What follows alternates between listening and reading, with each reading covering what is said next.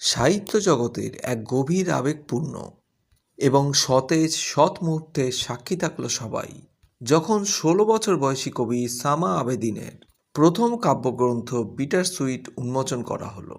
এটি এমন এক তরুণ কণ্ঠের আগমনকে চিহ্নিত করে যা কোনো সংযম বা ভনিতা ছাড়াই আবেগ প্রকাশ করার সাহস দেখিয়েছে।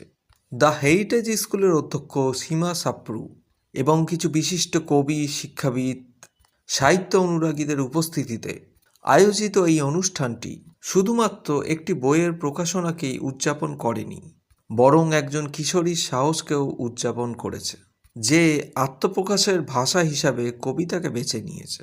বিটার সুইট তার মানসিক গভীরতা, আন্তরিকতা এবং অসাধারণ সরলতার জন্য বিশেষভাবে প্রশংসিত।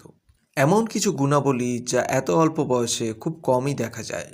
সামা আবেদিনের কৈশোরকালের লেখা বিটার সুইট তার বেড়ে ওঠার উত্তেজনা এবং বিভ্রান্তিকে ধারণ করেছে, যেখানে প্রেম, হারানোর বেদনা, আশা, রাগ এবং নীরব আত্মপ্রতিফলনের মুহূর্তগুলো প্রায়শই পাশাপাশি সহাবস্থান করে। বইটি কোনো নির্দিষ্ট কাঠামো ছাড়াই লেখা হয়েছে, ঠিক যেমন বাস্তব জীবনের আবেগগুলি হয়ে থাকে।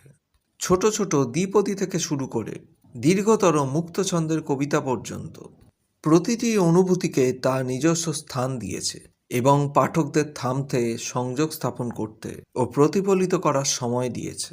অনুষ্ঠানে বক্তব্য রাখতে গিয়ে সামা আবেদিন বলেন, আমি এই কবিতাগুলি নিখুঁত শোনানোর জন্য লিখিনি।